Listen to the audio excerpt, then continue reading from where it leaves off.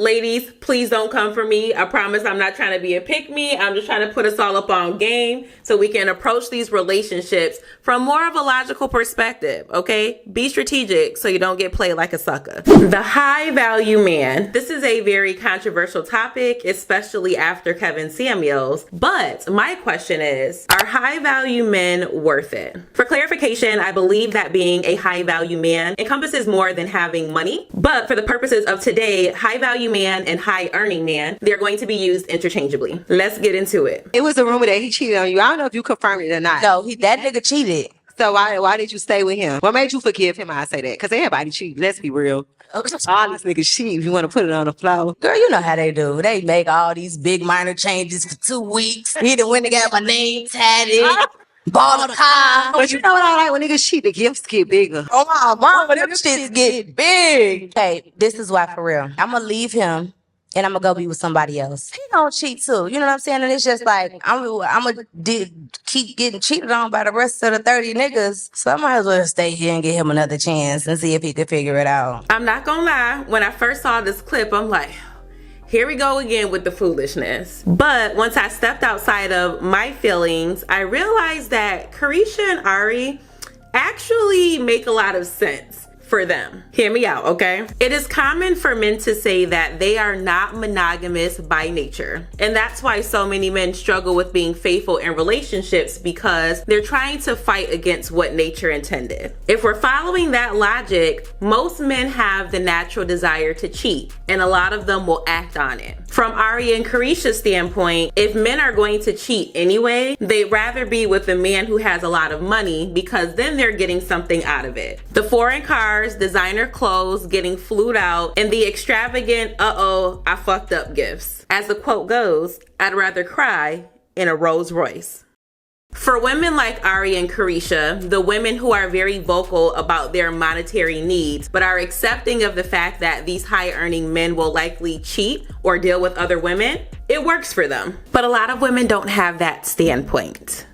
Most women in the US desire a monogamous relationship while simultaneously wanting a high earning or high value man. We also know that women tend to gravitate toward men who have a lot of money. So is it realistic for us to have monetary demands saying that a man has to make X amount of money to be able to talk to you while simultaneously demanding that he's monogamous and only focuses his attention on you? I can feel the comments loading, calling me a pick-me. I just wanted to share some wisdom that I've recently come across with reflection. We don't do the best job with using logic in our relationships. And I get it. I know women are emotional creatures. We feel things. We just have a lot of things inside. This causes us to have unrealistic expectations. And we're kind of in Delulu land and expecting things from men that probably aren't going to happen. And so the purpose of this video today is to figure out if what we say we want in a man aligns with the men that we seek. I remember listening to Kevin Samuels' videos and him talking about high value men and how they should be allowed to exercise their options because they earned that. And I was like, yeah, I don't think I'm about that life. I don't think this is for me. In my experience, the men who were attractive and they made a lot of money, tall, dark, handsome, clean cut, those were the worst men to date. And they were the worst men to date because they had a mentality that I can get any woman I want, therefore I don't have to try as hard. Because they know that no matter what, there are going to be women who fall to their knees for a pair of designer heels. Head over heels.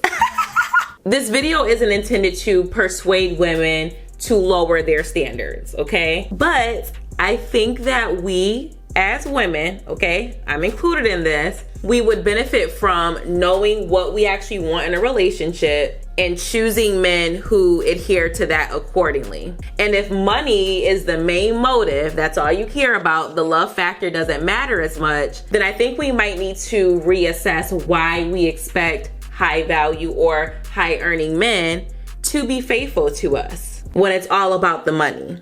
What matters more, financial stability or a monogamous relationship?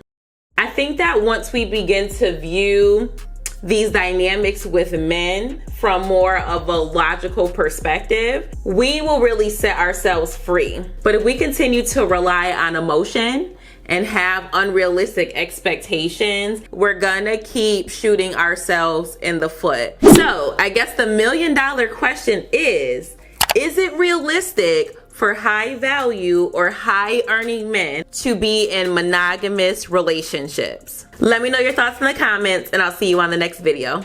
Bye.